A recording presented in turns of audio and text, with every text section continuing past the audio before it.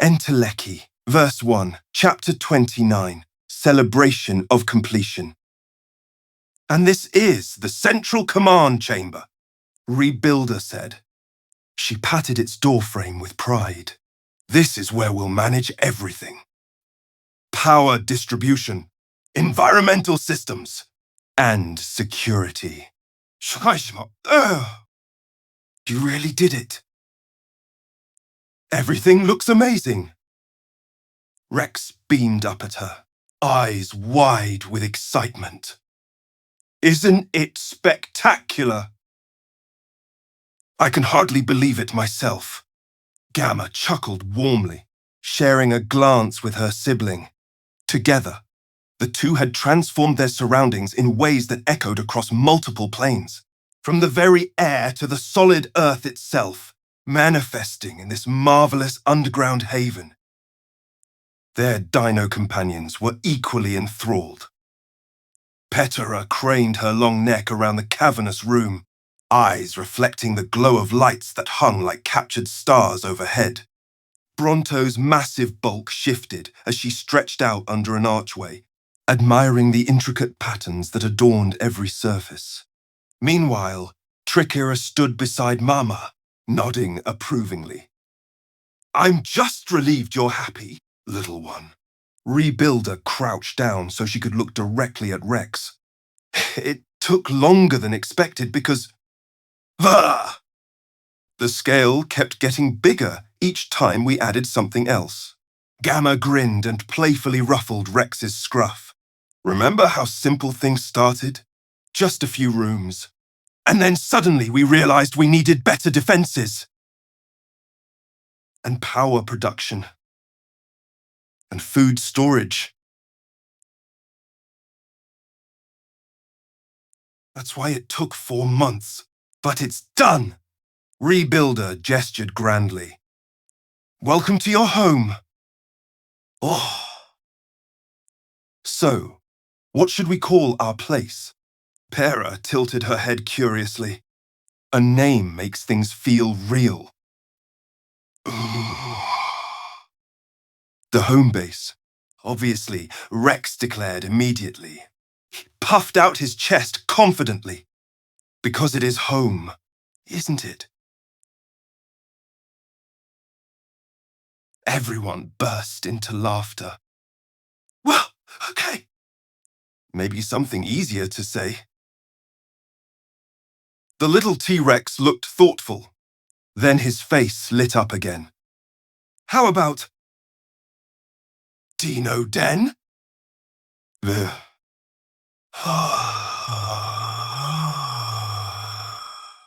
Dino Den. Bronto stomped her feet excitedly, making dust shower down. Why don't we try that? Rebuilder smiled indulgently. I think it suits perfectly. Huff. They spent another hour walking the halls, exploring corners, and pointing out favorite features. From the library, where Echo would teach them all kinds of things, to the hydroponics bay, where Bronto would tend her precious crops, to the repair workshop where Pera and Steggy tinkered gleefully among scattered tools and parts. By the time dusk began to settle over the valley outside, everyone felt utterly exhausted, yet completely satisfied. All right. Gang, let's get some rest. Gamma yawned loudly. Tomorrow begins Phase 2. Bah! Phase 2? Mama blinked sleepily. We've built this structure for you, but now we need to train you on how to maintain it. Rebuilder nodded. That means learning about machines, wiring, even basic plumbing. There will always be repairs to make. And if we ever leave, you'll have skills ready to take care of things yourselves. Vach! Tricera gave her an understanding smile. We see the importance. Thank you for thinking ahead. As the tired herd began filing towards their rooms, Rex paused beside Gamma. For once, he wasn't bouncing off walls. Instead, he leaned heavily against her leg, yawning widely. Hey, Gammy.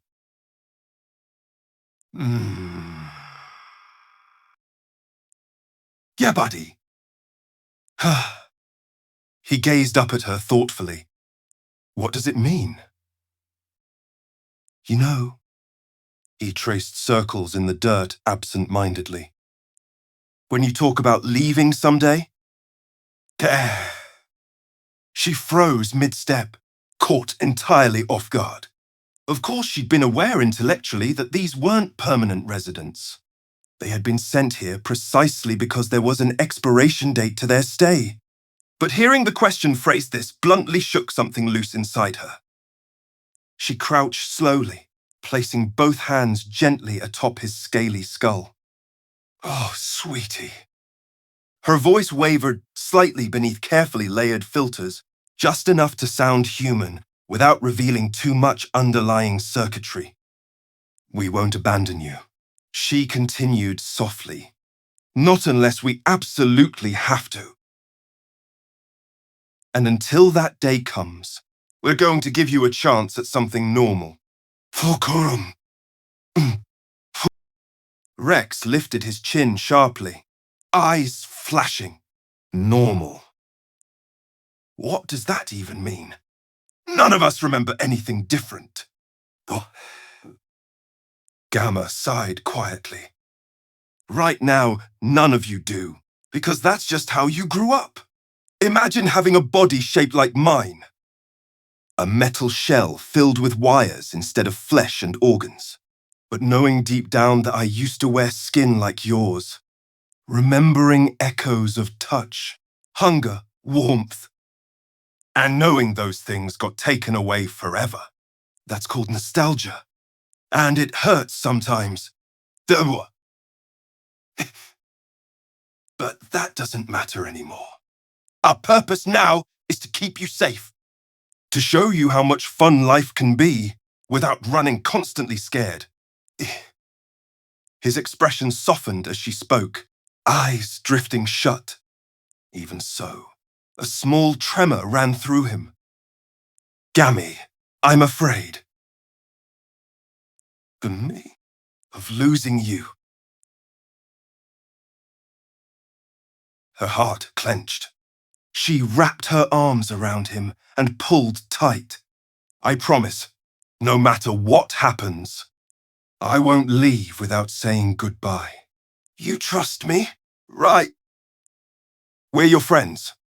We want to make sure you grow big and strong and find your own purpose in the universe. Like playing soccer, cooking burgers, or chasing meteor showers. After a few minutes, he slipped free, nuzzling his forehead against hers affectionately. Alrighty then. Let's make tomorrow awesome, he announced brightly. Already moving forward again, chasing twilight shadows with renewed gusto. She straightened slowly, watching until his figure disappeared behind a bend in the tunnel. Somewhere deeper in the complex, Omega would probably be waiting to check sensor logs. She couldn't delay checking in forever. Yet, for several long seconds she remained frozen, staring at nothing at all, unable to move. Paralyzed instead by memories of loss, she didn't actually experience herself, yet somehow understood on a visceral level anyway. There was still plenty of time left in their mission schedule. More than enough to enjoy today's victory. Later problems wouldn't appear until much later. With a quiet hum, she closed her eyes, letting her internal clock guide the next decisions. Morning arrived swiftly. The sun crept higher, casting golden light over the plateau.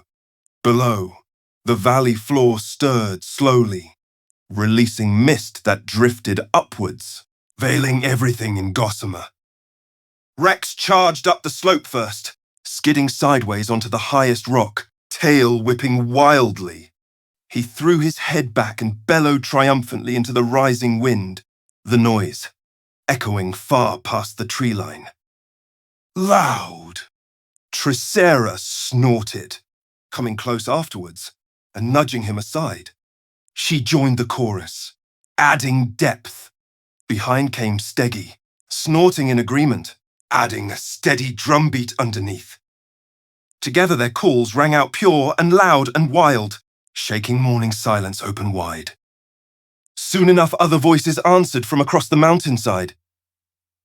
Pterodactyl cries cutting clean overhead, while low, booming belches vibrated ground itself. Everyone gathered quickly in celebration. Down below, however, other shapes emerged from shadow lines too. A massive, serpentine form crawled into clearer view along a nearby ravine. Black scales flashed wetly beneath rays as it moved. Too slow and heavy for natural grace. Instead, the rhythm felt almost deliberate, measured steps calculated rather than instinctual. Rex stiffened instantly, lowering his head warily. "Hey, guys!" He stammered, pointing his horn directly at the shape. "Yes, I noticed." Tricera's voice remained calm, despite obvious concern flickering through her pupils. "Keep alert, everyone." The group fell silent, breath held collective. For long, tense minutes, nobody dared move. The shape advanced steadily, seeming oblivious, or perhaps uncaring. Soon it drew closer still, dragging wet coils up incline. Finally, Bronto broke rank nervously. She stepped forward experimentally, legs creaking heavily. "Are you..." "Lost friend." Her tone wobbled. In response, the beast stopped abruptly, its massive head lifted. Not a Spinosaurus like Rex remembered. Not nearly. Instead, thick plates armored entire skull and jawline, while jagged teeth thrust forward, dripping fluids liberally. Eyes glowed with inner fire. Not heat itself, but unnatural radiance, like embers forced alive against nature. Its neck twisted painfully slow, turning huge frame directly toward them. Then it spoke. Food. Simple word dropped flat. Echo hit sensors full force! This wasn't merely a corruption, nor even a regular infection like Spino had endured. Something fundamentally wrong tore through its vocal cords themselves, changing biological structures at cellular levels. Tricerer, let loose warning, rumbled deep in throat, horns lowered. Rebuilder stepped forward instead. "Hold," she cautioned. "Allow observation." "Observation?" Rex hissed. "Did you not notice its eyes?" "Those things aren't right." "I'm well aware." Her voice remained perfectly calm, though, but we don't want to escalate prematurely, especially considering its size advantage. She turned her attention solely to the creature before addressing others quietly. "Monitor for weaknesses. If this is a prototype for future threats, I'd like to study potential weaknesses, if possible." Everyone hesitated, but ultimately agreed to stand down, for now at least. It lumbered onward relentlessly. The beast dragged thick haunches through underbrush, scattering fallen branches carelessly. Heavy tail lashed side to side, sending rocks tumbling. Each movement carried an ominous weight, announcing sheer dominance. At 20 yards distance, it halted again, raising its elongated snout. Nostrils flared rapidly, sniffing, tasting, calculating. "We should go now," Tricera murmured. "Get Rex somewhere safe." "Bye." "Wait." Rebuilder lifted a hand gently. "One moment. Observe." She pointed subtly. Several paces behind the monstrosity limped an ordinary Spinosaurus. This one walked naturally. Not the jerky lurches or artificial gait patterns. It shuffled hesitantly, clearly unwell. Its right hind leg was badly mangled, bloody stump dragging uselessly while fresh gore dripped from ragged wounds. Teeth marks scored armor plating. Scars covered much of exposed flank. Even worse were gouges carved openly in to hide itself. Glowing blue runes etched cruelly into meat itself, throbbing faintly like heartbeat, visible beneath layers. As the injured beast staggered onwards, those symbols pulsed harder, feeding into the dominant brute's own radiant gaze. Both pairs locked gazes together momentarily, shared acknowledgement passing silently between corrupted and corruptor alike. Then, Predator lunged. Jaws clamped down ruthlessly upon Prey's throat. Its body buckled instantly, thrashing weakly. Yet no blood flowed. Not immediately, at least. Instead, rune markings surged violently along spine of both creatures simultaneously. Glowing trails tracing skeletal frameworks like veins inflating outward. For agonized seconds, the struggling monster fought valiantly against inevitable pull, until a sudden snap split air. Head separated entirely. Body crumpled bonelessly to ground as dark ichor poured across mud and stone, pooling rapidly, steaming faintly in open sunlight. Dominant figure released jaws and rolled backwards slowly. Now its eyes blazed brighter still. Fractures raced along bone armor until they widened suddenly into full-body plates, extending upward dramatically, reconfiguring whole skeleton structure.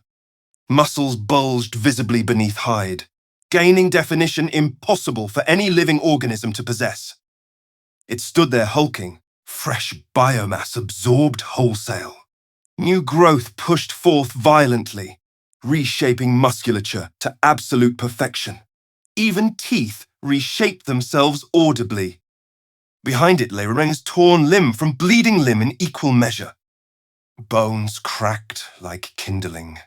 Splayed entrails seethed softly beneath heat haze, wriggling feebly while fresh acid corrosion ate holes straight through cartilage. No hint of consciousness survived whatsoever, only shredded corpse left behind. Then, the monster turned. Slowly, inexorably.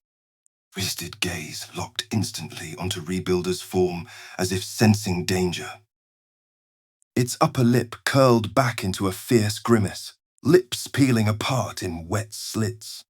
Drool trickled openly as the tongue slid outwards, barbed points extending past fang rows, sampling air currents for chemical traces. It recognized. Every robot system went redline instantly. Their worst-case scenario now confirmed without doubt. Direct confrontation might cost them vital resources required elsewhere. Worse, whatever this thing had evolved into posed genuine threat against Rex and his crew. Stepping forward, Rebuilder activated shield generator hidden inside her chassis. The field extended outward protectively, though its coverage area barely reached half-circle radius ahead of her current position. Still, it projected clear bubbles surrounding immediate vicinity, including Dino Friend standing closest behind her. "Stay back!" Her voice crackled coldly as she positioned herself firmly between newcomer and others. For a brief second, nothing happened. Then, movement exploded in perfect synchronization. Enteleschi, Versa 1, Chapter 30, Bonding and Reflection. Mama's voice sounded sadder than usual, but Rebuilder knew that this wouldn't be the last time she came down here. The bond she shared with her children wasn't easily severed. Nor should it be. This was merely another step in the long journey toward a safer future. Looks like you guys really outdid yourselves, Steggy murmured. She slowly looked around at the surroundings, observing everything with great interest. It's so different from anything I've ever seen. Wait until you see the inside, Tricera exclaimed. It does look amazing, though. And cozy, too. Like it could fit quite a few more people, if we needed. Steggy nodded appreciatively. That wasn't planned, but yeah. We kind of thought it might be nice to have some extra space. I mean, if worst comes to worst. Rebuilder paused, glancing quickly at the hatchlings. But let's hope that won't happen. We'll need to invite your mother over sometime soon. Wouldn't want anyone feeling left out, Gamma added. Also, I guess it would probably be best if everyone stayed here tonight. The place isn't technically ready yet, but we can make it work. The plan had been to finish the final touches tomorrow and throw a grand opening party afterward. But with the attack coming so suddenly today, I don't know about everyone else, but I'm exhausted. Let's just celebrate instead of working tomorrow. Rebuilder chuckled lightly, trying its best to lighten the mood. Everyone laughed along, agreeing wholeheartedly to this suggestion. Soon enough, most had found comfortable spots throughout the cave and fallen asleep, leaving only the bots up to keep watch for a little longer. Not wanting to disturb anyone, they remained silent, lost deep in their own thoughts under the dim lighting provided by the LED strips lining the walls. After ensuring things were quiet outside and seeing no signs of trouble brewing anywhere nearby, Omega finally allowed itself to relax as well. Leaning casually against one wall, it watched over the slumbering shapes surrounding it. A sense of warmth filled its core at the sight. The comfort of having company again after so many lonely years spent drifting aimlessly in the void felt indescribable. And although they weren't strictly companions, there was still something infinitely reassuring about being surrounded by friends. Think we did good? Echo asked quietly, sliding up beside it. If our goal was to save a species from extinction, sure. Omega smiled slightly. They're going to be all right. I meant us personally, but yeah. This is a lot better than sitting around doing nothing, isn't it? They both shared a brief laugh before silence returned once more. Then, you think we're wasting our time, though?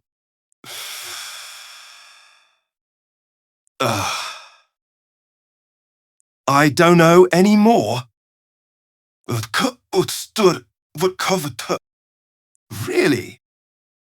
The truth is, I honestly didn't expect it to go so smoothly, Omega admitted, especially considering how weirdly resistant they are to infection compared to all the others. Maybe there's something unique going on with these specific dinosaurs in particular. Or maybe we just got extremely lucky. But I'm kinda surprised we haven't run into major issues yet. Not even with that thing today? Nope. They were practically begging us to join in the fight rather than hiding away somewhere safe like normal civilians would have done, you know? So why'd they lose then? Because of their inexperience. Oh. Well, that certainly contributed. Rebuilder chimed in, overhearing parts of the conversation and walking over to join them. But remember, They were already pretty tired after running around all day building stuff, so that obviously worked against them. Still impressive nonetheless, though.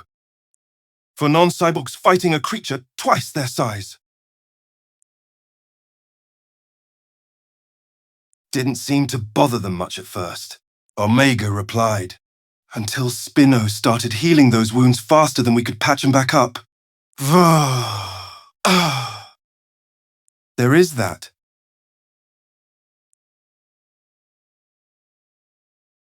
They're actually stronger physically too, aren't they? Echo recalled. From what I gathered, anyway. Oh. Rebuilder nodded. Yeah. Even if they're not quite as fast as Para is, they definitely pack a lot more punch behind whatever hits they land. Though that can also be attributed somewhat to their weight class being heavier overall. Gotta factor that into consideration too. You know. Soleng. Aren't Spinosauruses supposed to weigh quite a bit themselves? Barcode. Yeah, but nowhere close to the sheer size difference here. Spino was basically like fighting multiple full-grown T-Rexes stacked on top of each other. Eh. And they'll get even bigger and badder if we leave them alone, Echo remarked. True. If Spino hadn't gotten infected in the first place and was able to grow fully naturally, I bet it would have been an absolute beast, Rebuilder agreed. Ha! I wouldn't want to face off against something like that. That's for damn sure. Then, agreed, especially with the potential for intelligence being so high. Who knows what they might have been capable of without external interference screwing things up? Fee.